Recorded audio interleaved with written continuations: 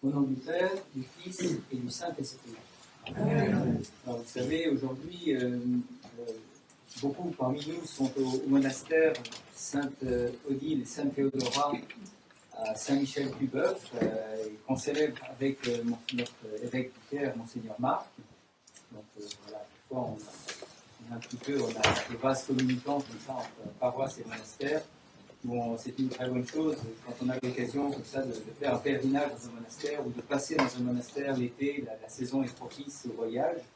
Et donc c'est vraiment, on se ressource beaucoup, on apprend beaucoup dans les monastères, on doit vivre justement des personnes qui ont comme ces saints apôtres dont nous parlons aujourd'hui, ces 4 premiers appelés, avec Saint André, Saint André est l'évangélisateur de la Roumanie.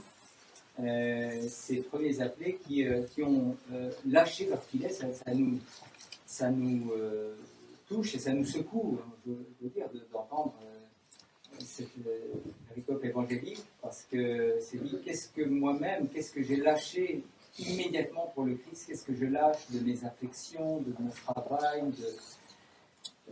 parce qu'il s'agit de moi, évidemment, c'est toujours dans le Saint-Évangile, qu'est-ce qui a fait que ces saints apôtres ont immédiatement, comme ça, ils étaient dans leur travail, comme il y a un homme qui passe, alors on a probablement dû entendre parler de ce prophète, de ce maître, mais quand même, ils lâchent leur filet, et on voit bien que la scène est très humaine, très simple. Ils étaient en train d'arranger leur filet, Ils étaient au bord de l'eau, comme ça, et bien dit, ils quittent non seulement leur barque, leur filet, mais aussi leur père. Ça me pose question quand même. Qu'est-ce que c'est quitter son père? Qu'est-ce que c'est que tout quitter pour suivre Jésus? Et c'est formidable qu'une grande partie de notre paroissiens soit avec Père Marc-Antoine au monastère aujourd'hui, parce que nos saints évêques sont des personnes, ce sont des saintes personnes, quand on prie pour les saints de notre terre, et en fait on associe, on greffe sur nos saints en tout premier lieu nos saints évêques, évidemment notre Père André, notre archevêque métropolite Joseph, mais aussi l'évêque vicaire Marc, et c'est pour ça que vous entendez, c'est pas le cas dans toutes les paroisses, mais on nomme tous les évêques qui sont sous le mot fort de Monseigneur Joseph en Europe méridionale et occidentale. Donc on pourrait être surpris d'ailleurs aujourd'hui que l'Église nous propose, non pas ces saints évangiles, mais nous propose la vénération des saints locaux. Alors saints locaux, nous faisons partie de l'Église romaine, donc nous vénérons ce jour les saints qui ont, en tout premier lieu, Saint André, comme je le disais, qui ont sanctifié, qui ont évangélisé la Sainte Terre roumaine, grâce à laquelle nous découvrons l'orthodoxie, il faut bien dire, nous redécouvrons l'orthodoxie, et des saints du premier millénaire sur notre terre qui ont sanctifié notre sol, qui eux se sont sanctifiés, qui nous sanctifient, qui comme le dit Charles Péguy, un très beau poète de la langue française, on n'ira pas seul, ils n'iront pas seuls au royaume, mais c'est en se tenant par la main, ils viennent nous chercher, en fait, prendre cette conscience-là que nos saints, si on peint leurs icônes, si on chante leurs tropères, si on les vénère tout au long de l'année, on retrouve des saints locaux énormément. On est surpris même des saints qu'on ne connaît pas. On a certains très évidemment, donc on a l'icône ici, Saint-Martin, Sainte-Geneviève de Paris. On n'a pas d'icône de Saint-Irénée ou Saint-Potin, des saints de Lyon, mais on les aura un jour. Mais on a l'icône des Mirophores et de Sainte-Marie-Madeleine, qui est la première, donc à évangéliser le sud de la France, et que nos sols sont imbibés de l'enseignement, du sang, des martyrs, et justement cette double, on va dire presque cette double sainteté, ou cette fusion entre l'enseignement, la prédication, le témoignage, parce qu'on croit ceux qui ont vu le Saint-Mirophore, ils ont vu la résurrection, témoins de la résurrection, on le chante le matin, témoins de la résurrection, on chante avant l'immixtion des saint-dons dans le Saint-Calice, témoins de la résurrection, on les croit sur parole, on les croit parce qu'elles nous enseignent de l'intérieur, nos saints nous enseignent. Et on peut s'étonner quand même que l'Église soumette à notre vénération les saints locaux, parce que on a eu la Pentecôte, et chacun de nous personnellement, on va dire qu'entre la Pentecôte et dimanche dernier, où on a vénéré Père Laurent, nous a bien parlé des saints, ce que c'est que la sainteté, ce que dit Saint Séraphin de Sarov, que le but de la vie chrétienne, c'est la sainteté, c'est l'acquisition de l'Esprit Saint, sans lequel il n'y a pas de sainteté possible, il n'y a pas de sainteté en dehors du don, de la grâce du Saint-Esprit. Mais alors, oui, je veux dire, on s'étonne un peu parce qu'on a tout déjà, puisqu'on a le don du Saint-Esprit sur chacun de nous et sur nos communautés, et puis on a l'exemple des saints, on vénère tous les saints de toute la planète qui ont confessé la vraie foi dimanche dernier. Et alors, aujourd'hui, on pourrait se dire, tiens, c'est presque une restriction. Pourquoi se limiter à nos saints locaux, nos saints roumains, nos saints du sol de France, ou ce qui allait devenir la France quand ça n'était pas encore la France, du sol en tout cas. Pourquoi? Et on peut se dire en plus, ça, c'est un peu dangereux, puisqu'on connaît bien cette hérésie, c'est carrément une hérésie, le philétisme, qui est de placer, je dirais, notre pays, le nationalisme ecclésiastique, ecclésial, devant la vraie foi, d'être plus roumain qu'orthodoxe, d'être plus français qu'orthodoxe, d'être, voilà, ou grec orthodoxe, russe orthodoxe, etc. On confesse la vraie foi sur un sol donné, et c'est vrai qu'il y a un danger, mais vous avez bien entendu la lecture du Saint Apôtre Paul, qui remet les choses bien en place. Hein. C'est-à-dire que nous qui confessons la vraie foi, n'avons pas le monopole du royaume. Les saints sont ceux qui, comme le rappelle très souvent Père Laurent d'ailleurs, ont l'orthopraxie. L'orthodoxie c'est bien, mais l'orthopraxie, mettre en pratique, c'est ce que font ces saints apôtres. S'il nous met comme exemple même de la sainteté, c'est-à-dire qu'ils répondent immédiatement, qu'ils lâchent quelque chose. Peut-être qu'on ne peut pas tout lâcher, mais nos grands saints, Saint Martin, qu'est-ce qu'il a lâché, Saint Martin? Il a lâché la moitié de son vêtement, quand même. Hein. Une nuit d'hiver, on sait ces choses-là. Et Père Antoine le répète très souvent, c'est qu'en fait, ces saints qui sanctifient notre sol, on ne va pas dire ils compensent, mais ils purifient les péchés aussi de notre peuple, les péchés de peut-être 1000 ans d'éloignement, mon éloignement de la vraie foi, mon incompréhension, ce que je ne comprends pas encore, ce que je ne recherche pas encore, ce que je ne perçois pas encore de la sainteté de Dieu, et de ce que je n'accomplis pas de mon baptême surtout. Parce qu'en fait, on a tous dans l'oreille, juste après notre Père, et avant la communion, le prêtre qui préside la liturgie élève les saints dons au niveau de son visage et dit quoi? Les saints dons aux saints. Ben, c'est qui ces saints?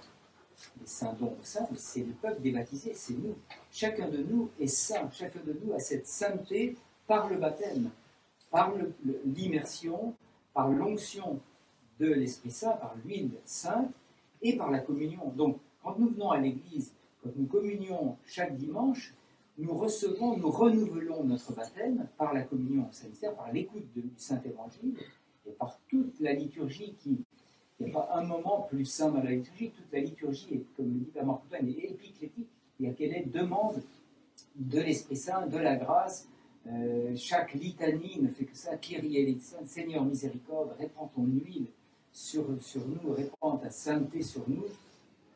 Et en fait, associe-nous, c'est aussi ce que ça veut dire, associe, mets-nous proches, donne-nous la main, mets-nous main dans la main avec tous ces saints qui sont déjà passés par là, mais qui sont non seulement des exemples, mais qui nous secourent. Dès qu'on demande leur aide, on le fait, tout le monde. Nous avons un saint pour notre maison, notre appartement, nous demandons la bénédiction de notre demeure, et donc on associe un saint à notre vie, notre propre saint patron. On le connaît, on lit sa vie, on s'intègre à sa sainteté, et je dirais qu'on le porte, et il nous supporte. Hein. Vous savez, c'est ce beau mot anglais, understand, comprendre. En français, le mot comprendre n'a pas la même valeur. Mais le saint nous comprend au sens, je dirais, anglais, de soutenir. Il nous porte, il est toujours avec nous. Alors on peut dire que c'est le Christ lui-même qui est avec nous. Oui, mais nous avons besoin, et d'ailleurs nous le faisons en permanence, après chaque prière, vous savez qu'il y a toujours une prière à la Mère de Dieu, parce qu'en fait l'exemple, même le type, le prototype de la sainteté, un seul est saint, le Christ, comme on le répond, un seul est saint, le Seigneur, notre Dieu. Mais le prototype de la sainteté, c'est celui qui a celle par lequel qui lui a donné sa chair, par lequel il est devenu homme, il était devenu homme parmi nous, et sans laquelle il n'y aurait pas de sainteté possible. C'est elle qui nous dit écoutez-le et faites ce qu'il vous dira. Souvenons-nous vraiment de très peu de paroles que nous avons pour que la joie soit dans notre cœur, que nous apportions la joie dans le monde. C'est la Mère de Dieu qui nous dit ça à Cana, l'eau avant que le Christ transforme l'eau en vin, donc en joie notre vie, en exultation, en émerveillement. C'est par la Mère de Dieu que cette sainteté est possible. D'ailleurs, on le dit et le répète dans la Sainte Liturgie, par les prières de la Mère de Dieu, très sainte, toi plus vénérable que les chérubins, et tous les saints. Et elle vient toujours avant tout ça, parce qu'elle est celle qui nous mène à la sainteté, et donc on s'accroche vraiment à elle. Mais quand je dis accrocher, c'est un petit peu, je ne sais pas, un peu populaire comme mot, mais c'est, je pense, au propre et au figuré.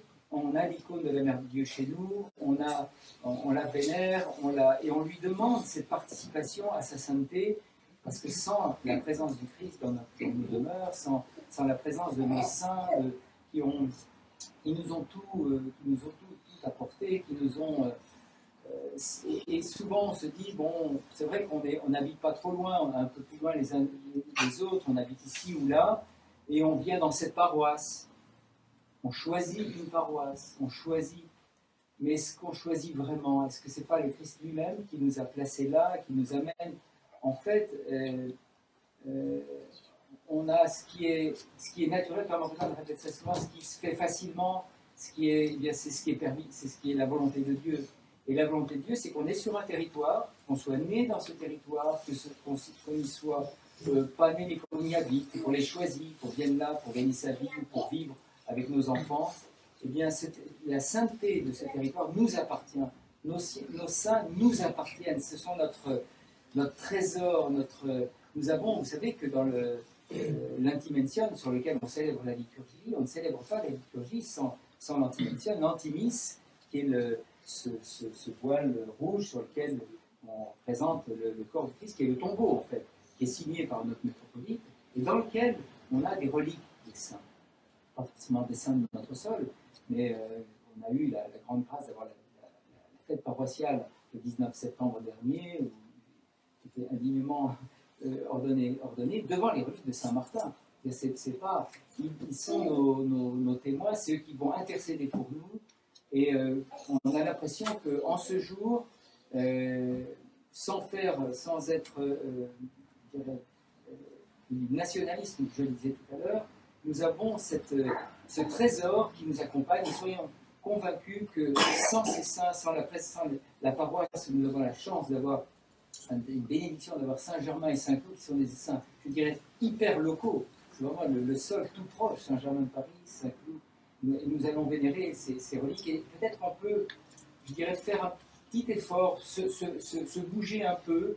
C'est vrai que le premier samedi de septembre, ou le deuxième, parce que c'est le 7 septembre, c'est la fête de Saint-Cloud, on peut peut-être se faire un petit effort quand même, et savoir que notre vie, notre année liturgique, puisqu'on recommence l'année liturgique, je dirais, avec la Mère de Dieu, bien sûr la protection de la Mère de Dieu, le 1er septembre, mais nous avons notre Saint Clodoald, tout proche. Il y avait une relique dans la ville de Saint-Cloud, je ne sais pas si vous êtes déjà venus, les uns les autres, on est plus ou moins tous venus, mais ce sont des grands moments. Ça passe parfois un peu inaperçu, on est trois, je ne dirais pas le mot, 3 ou 4, comme ça, et c'est bien, on est représentant, on représente la paroisse, et tout le monde bénéficie de la présence de un ou deux.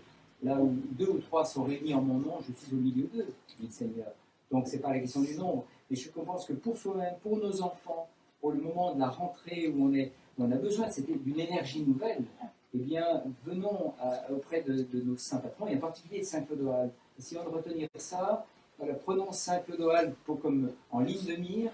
Je n'ai pas la date en tête, mais le pèlerinage est déjà prévu. C'est pas très long, c'est pas très loin, c'est tout à côté. Et venons nous sanctifier, nous prosterner devant lui, lui demander tout, lui demander la bénédiction pour nos enfants, s'associer, lui donner la main, donnant la main à nos saints pour qu'ils nous emmènent avec eux, la Mère de Dieu, au royaume. À lui est la gloire dans les siècles des siècles. Amen.